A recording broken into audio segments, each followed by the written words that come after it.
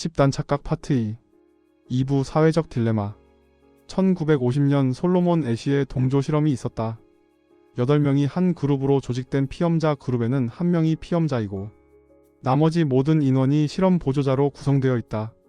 문제를 내고 피험자 1명을 제외한 나머지 7명이 틀린 답을 골랐을 경우 그들을 따라 틀린 답을 고를 확률은 얼마나 될까? 자그마치 37%의 피험자가 틀린 답인지 알면서도 다른 사람들을 따라 틀린 답을 선택했다. 이 실험은 2005년에 새롭게 재현되었다. 에모리 대학교의 신경과학자인 그레고리 번스 교수는 같은 실험을 하고 피험자의 뇌를 측정하였다. 피험자들은 집단의 의견에 동조하지 않을 때면 불쾌한 감정과 연관되어 있는 뇌의 영역인 손의 편도가 피험자에게 오류 신호를 보냈고 그로 인해 피험자들은 불편함을 느끼게 되었다. 그리고 순응한 일부의 사람들의 뇌에서는 시각 시스템에서 실제로 물리적 변화가 일어났고 이는 그들이 보는 내용 자체가 달라질 수 있음을 시사했다. 우리는 스스로 원치 않더라도 자신을 다른 이들과 비교하면서 그들처럼 행동하도록 생물학적으로 프로그래밍 되어 있다고 할 수 있다. 이 동조 효과는 우리가 집단 착각에 극히 취약한 이유 중 하나이다. 모방 본능. 인간은 태어나서 비교적 오랜 기간을 보호자의 보호를 받아야 한다. 그리고 양육자가 아기에게 애정과 애착을 느끼고 있다면 아기와 양육자 모두는 친밀감을 증대시키는 호르몬인 옥시토신의 분비를 경험하게 된다. 편안해진 아기는 양육자의 표정을 인식하고 모방하기 시작한다. 거울 유런이라 불리는 두뇌 속 신경은 어떤 동작을 관찰하면 자동적으로 근육을 움직여 모방하게 만든다. 그리고 이 모방 본능은 성인이 되어도 사라지지 않는다. 우리는 우리의 사회적, 물리적 환경에 따라 마치 카멜레온처럼 색깔을 자동적으로 그리고 지속적으로 바꾸고 있는 것이다. 그리고 이 본능은 타인의 욕망을 모방하기도 한다. 우리가 원한다고 생각했던 것들 중에 많은 것들은 타인의 욕망을 모방한 것들이 많다. 그리고 우리는 그것들이 실제로 우리가 원하는 것들이라 착각하며 산다. 사회적 규범. 정중한 식사 예법은 오늘날까지도 그 사람이 사회적으로 높은 신분이며 특권을 지니고 있다는 것을 보여주는 핵심적 요소로 남아있다. 그런데 왜 완두콩을 굳이 포크의 뒷면에 얹어서 먹어야 하는 걸까? 오목한 부분이 아니라 불편하게 볼록한 부분으로 말이다. 사회적 규범은 마치 우리가 숨쉬는 공기처럼 너무나 자연스럽게 전제되어 있다. 그러나 사회적 규범은 실로 의문을 던져야 할 대상이다. 사회적 규범이야말로 집단 착각의 근본적인 원천 중의 하나이기 때문이다. 서로를 모방하려는 욕망을 가진 우리는 다수로 구성된 조직의 일원이 되려고 우리는 사회적 기준에 맞춘 규율에 크게 의존하게 된다. 이 사회적 규범은 서로 모르는 사람들과도 하나로 엮어준다. 사회적 규범은 우리 삶의 모든 곳에 스며들어 있다. 그 기원과 목적은 사라져 버려도 우리는 그것들을 신의 말씀처럼 맹종한다. 그러나 실상을 들여다보면 사회적 규범은 거의 언제나 자의적인 규칙일 뿐이다. 그리고 집단 착각의 원인이 되는 사회적 규범 중 가장 흥미진진한 것을 저자는 나는 개자식이 아닙니다. 규범이라 부른다. 이 규범은 대체적으로 공공질서와 같은 것으로 사회의 구성원들이 이기적인 행동을 할 여지를 최소화함으로써 집단의 이익에 기여하는 것이다. 그리고 사실 우리의 뇌는 사회적 규범을 절대적으로 갈망하고 있는 것이다. 우리의 두뇌는 아무것도 없는 상황에서조차 무의미한 신호들을 긁어 모은 후 필요하다면 자기 스스로 안정적 기준 내지는 규범을 만들어낸다. 그러나 다른 사람들이 있는 경우 본인의 개인적 기준이 아니라 가장 많은 사람들이 내놓은 의견을 따라가는 경향이 있다. 이렇게 우리의 두뇌는 혼돈에서 질서를 찾아 기준이 될 만한 새로운 틀을 요구한다. 우리의 뇌는 게으르기 때문에 이렇게 사회적 규범에 의지를 하고 있는 것이다. 두뇌는 인체 활동 에너지의 20%를 소비하는 기관으로 많은 에너지를 소비하지 않기 위해 규범이 핵심적으로 에너지의 절약을 돕는 것이다. 한마디로 규범은 자동 주행 모드에 비유할 수 있다. 이렇게 뇌를 쉬게 해주는 규범에 우리는 생각 없이 동의하여 응한다. 이런 성향 때문에 충분히 주의를 기울이지 않는다면 우리는 사회적 규범을 집단 착각으로 바꿔버리는 오류에 빠지곤 한다. 저자는 이런 오류를 캉디드의 오류라 부른다. 이렇게 강력한 사회적 규범을 떨쳐내는 것은 믿기 어려울 정도로 어렵다. 사회적 규범이 오염된 상황에서 수능 편향은 우리를 나쁜 방향으로 이끌어갈 수 있다. 인종차별, 성차별, 그 외의 다른 형태의 차별과 편견처럼 사람들이 환영하지 않는 파괴적인 행태의 사회 전체가 동참하는 일이 벌어질 수도 있다. 나쁜 규범과 헤어지기 위해서 우리는 나쁜 규범들을 하나도 빠짐없이 경계하고 있어야 한다. 생각의 함정. 우리의 뇌는 엄청난 양의 에너지를 소비한다. 시간과 에너지를 아끼기 위해 뇌는 어떤 정보를 업로드할지 고르고 빠른 속도로 미래를 예측한다. 그런데 우리의 예측하는 능력이 있는 그대로의 현실을 잘 못 해석할 가능성을 만든다. 뇌로 들어간 정보가 여러 주변 정보에 의해 해석되며 인식됨으로 왜곡이 발생한다. 착시 현상이 일어나는 원인이 바로 이 때문이다. 현대 사회는 인터넷을 통해 전 세계의 소식을 쉽게 접할 수 있게 되었지만 우리의 뇌는 이 막대한 정보를 소화할 정도로 진화하지는 못했다. 원시인의 투박한 두뇌를 지닌 채 인터넷이 만들어내는 착각이 쏟아져 들어오는 현실을 겪고 있는 셈이다. 그리고 소셜미디어를 통해 익명의 집단이 쉴 틈 없이 거짓말을 생산하고 유포하고 있는 것이 현실이다. 우리는 알고리즘을 통해 개인화되고 재단된 정보만을 제공받는 세상에 살게 되었다. 이 문제는 반복 편견이라 불리는 이상한 행태로 인해 더욱 증폭된다.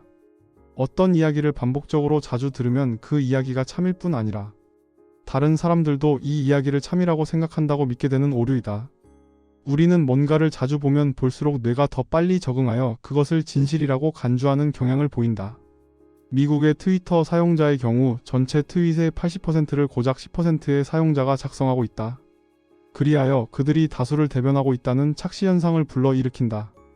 우리에게는 다양한 편견들이 내재되어 있다. 그리고 인터넷은 그것을 증폭시킨다. 이 무한 증식되는 거울의 집에서 탈출하기 위해서는 무언가를 해야만 한다. 다수의 의견이라 믿고 있었던 것들이 실제로는 다수의 의견이 아닐 수 있다는 것을 이해하는 일이 그 변화의 시작이다. 사회와 현실을 바라보고자 할 때는 뇌를 전적으로 믿어서는 안 된다는 사실을 깨달아야 한다. 집단 착각은 강력하지만 그만큼 쉽게 깨질 수도 있다. 우리 모두가 집단 착각을 만들고 유지하고 있는 것이므로 각자의 책임을 느껴야 한다.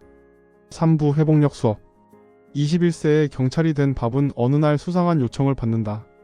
조직 범죄 수사를 위해 위장 근무를 제안받고 그는 갱단을 조사하는 위장 근무를 하게 되었다. 살을 13kg 찌우고 밥이 코버트란 이름으로 생활했다. 잠입 수사를 마치고 그는 외상 후 스트레스 장애 치료를 받게 되었다. 밥의 부조화 사례는 극단적이지만 오늘날 세상은 우리에게 인격 부조화를 장려하고 있다. 진솔한 것을 어리석고 순진한 것으로 여기며 솔직하면 비판을 받을까 두려움을 느낀다. 좋든 싫든 우리의 삶은 수천 개의 거짓말과 위선으로 너덜너덜해져 있다. 우리는 우리가 무엇을 했는지 왜 했는지 교묘하게 뒤바꿈으로써 스스로의 행태를 합리화한다. 쉽게 말해 스스로의 행태를 정당화하며 스스로를 괜찮은 사람이라 보는 관점을 유지하고 있을수록 우리는 제지당할 때까지 나쁜 짓을 계속해 나간다. 인생의 만족도를 높이는 법. 완성된 성취감을 얻는 실질적이고 유일한 방법은 다른 사람들이 뭐라 하든 본인에게 개인적으로 가장 의미 있는 일을 잘해나가는 것이다. 우리가 어떤 것을 잘 모르는 경우 다른 사람을 모방하는 경향이 있다. 그러나 기술이 늘어나고 숙달됨에 따라 우리는 다른 사람을 덜 모방하게 된다. 적극적으로 배우고 훈련함으로써 스스로의 조화를 키워나갈 수 있다. 우리는 지금 정치적 양극화와 사회적 갈등, 급격한 속도로 진화하는 디지털 테크놀로지 속에서 살고 있다. 이런 상황에서 도덕적 책임을 다잡아야 한다. 연방정부에서 지원하는 푸드 스탬프를 통해 저자는 국가가 자신을 신뢰하지 않는다고 느꼈었다. 푸드 스탬프는 지정된 음식만 지원했기 때문이다. 국가는 그가 아이들에게 올바른 음식을 먹일 수 있는 판단력이 없다고 생각하고 있는 것이다. 이것은 국민 전반을 향한 불신이 전제된 문제이다. 사회를 감싸고 있는 불신은 우리의 규범이 되고 제도로 정착되었다. 저자는 사회에 만연한 불신의 뿌리를 가부장주의에 있다고 말한다. 가부장주의는 너를 위해 너를 통제하고 있는 것으로 마치 아이를 대하는 것과 같다. 권력자들은 다른 이들보다 더 잘 아는 존재로 여겨졌으며 집단의 법이며 사회적 가치로 인정받아야 할 미덕도 그들이 결정했다. 1911년 프레드릭 윈슬로우 테일러가 과학적 관리의 원칙이란 책을 펴내면서 미국의 가부장주의는 새로운 궤도에 올랐다. 이 책을 통해 테일러는 화이트칼라 노무 관리의 아버지로 자리매김했다. 이 책의 영향으로 가부장주의는 산업화되었고 불신은 체계화되었다.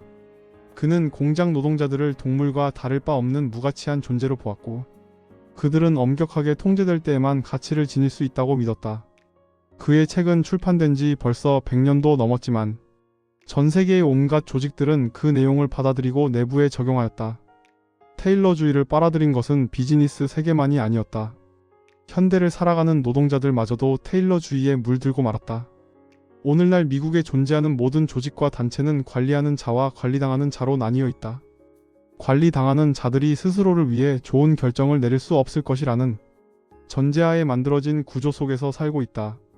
테일러주의는 너무나 광범위하게 퍼져서 우리는 그 존재를 인식하지도 못할 지경이다. 그리고 이런 테일러주의는 광범위한 사회적 불신도 낳았다. 우리는 그 영향을 받아 스스로를 믿지 못할 존재로 여기게 된다. 또한 다른 사람을 바라볼 때도 믿을 수 없는 존재로 여기게 되는 것이다. 테일러주의의 그림자를 들여다보면 우리는 1940년 이후 미국의 모든 세대들이 전에 비해 서로 불신하게 되었다는 사실을 알 수 있다. 유행병처럼 번진 불신은 이제 우리의 민주주의를 위협할 정도로 심각해졌다. 우리가 더 건강하고 안전하며 공정한 사회에서 살고 싶다면 우리는 서로에 대한 신뢰를 회복해야 한다. 2019년 사이언스의 특이한 실험에 대해 논문이 게재되었다. 전 세계 350개 도시에서 현금을 13달러에서부터 100달러까지 다양하게 넣은 지갑을 준비하고 실험 주최자는 그 지갑들을 길에서 주었다며 이곳저곳의 안내 데스크에 맡겼다. 지갑에는 주인의 신분증과 연락처를 함께 넣어두어 주인에게 연락이 가능하도록 준비해 두었다. 과연 사람들은 돈이 많이 든 지갑과 돈이 적게 든 지갑 중 어느 편을 주인에게 찾아주었을까? 실험 결과는 놀라웠다. 놀랍게도 사람들은 지갑에 돈이 많으면 많을수록 더욱 주인을 찾아주려고 노력을 한 것으로 드러났다. 실험의 결과로 우리 인류는 스스로를 정직하고 도덕적이며 이타적인 존재로 생각하고 싶어 한다는 것을 알아냈다. 사람들 전체를 놓고 보면 그들은 믿을 만한 것이 맞다.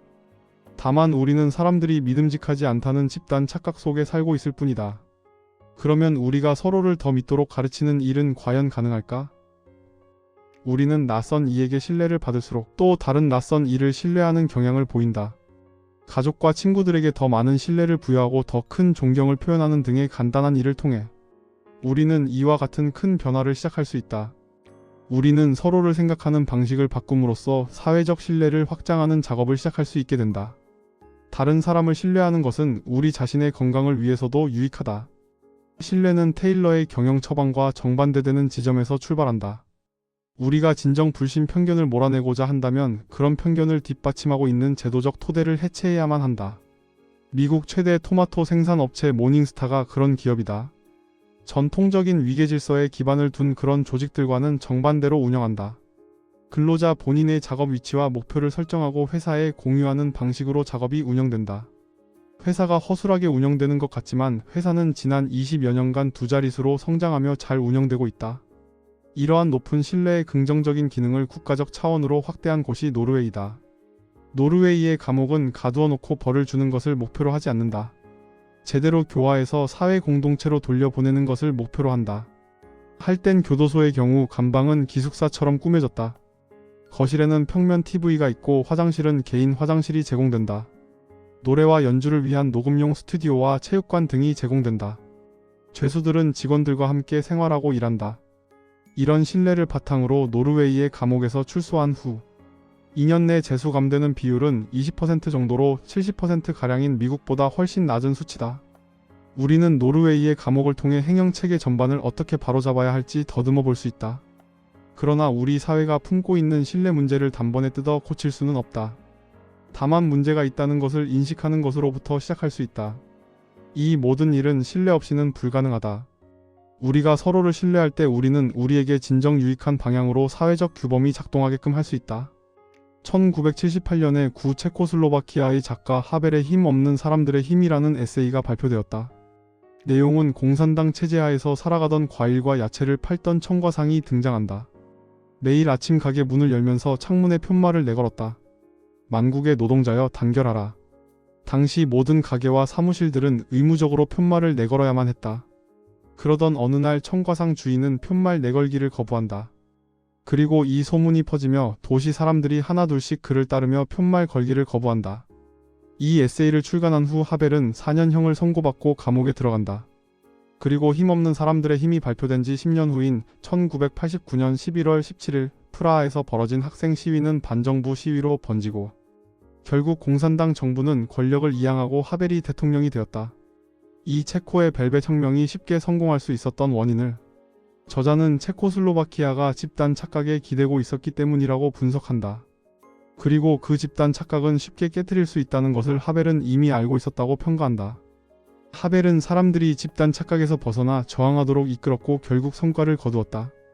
체코의 이야기는 오늘날 우리가 미국에서 겪고 있는 일과 비슷하다.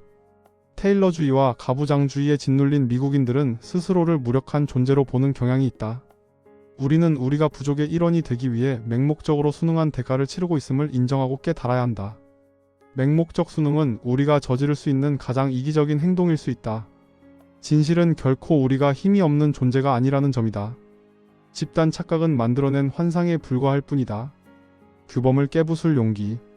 1990년 베트남 정부는 세이브 더 칠드런 미국 지부에 도움을 요청했다. 베트남에 만연해 있는 아동 영양실조 문제를 해결해 달라는 요청이었다. 세이브 더 칠드런의 프로그램 디렉터인 제리 스터닝과 그의 아내 모니크가 하노이에 파견되었다. 그들에게 주어진 시간은 6개월이었고 그들은 단발성 구호가 아니라 장기적인 해결책을 찾아야 했다. 그들은 먼저 가부장적인 태도를 버리고 공동체 안에서 답을 찾기로 했다. 여성연합의 도움으로 그 지역에서 이례적으로 아이들을 잘 먹여 건강하게 키우는 가정을 찾아갔다. 그리고 그 아이들의 엄마들로부터 아이들을 영양이 부족하지 않게 먹인 비법을 듣는다. 그녀들은 일반 가정보다 더 자주 아이들에게 밥을 먹였고 다른 사람들은 먹지 않았던 새우와 게를 아이들에게 먹였고 음식으로는 취급받지 않던 고구마순 등을 아이들에게 먹이고 있었다.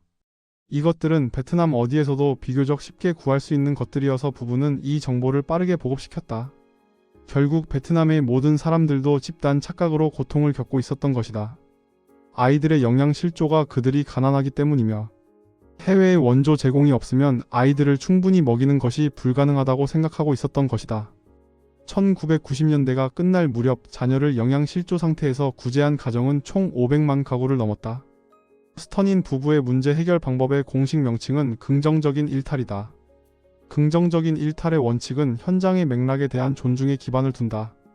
문제에 대한 답을 이미 가지고 있는 공동체에 힘을 불어넣어주면서 그들 스스로 문제를 풀게 하는데 중점을 둔다. 스터닌 부부의 또 다른 해결 사례로는 이집트의 악독한 규범인 여성 할례를 중지시킨 일이었다. 변화의 열쇠는 언제나 일상을 살아가는 개인들의 손에 보이지 않게 쥐어져 있다. 진실을 아는 것만으로는 충분하지 않다. 진정성 있는 책임을 지는 것은 다른 이들의 모범이 되고자 하는 강한 의지를 필요로 한다. 우리는 스스로의 규범에 대한 열린 마음으로 정직한 대화를 이어나가야 할 의무가 있다. 양심의 외침이 있을 때 침묵하지 말고 왜라는 질문을 던짐으로써 민감하지만 중요한 대화의 물꼬를 터야 한다. 그리고 반드시 믿지 말아야 할 이유가 있는 게 아니라면 낯선 이들을 신뢰해야 한다. 우리가 집단 착각의 첫 번째 균열을 내는 일에 성공할 수 있다면 우리는 우리의 가족, 친구, 이웃, 공동체에 큰 기여를 해낼 수 있다.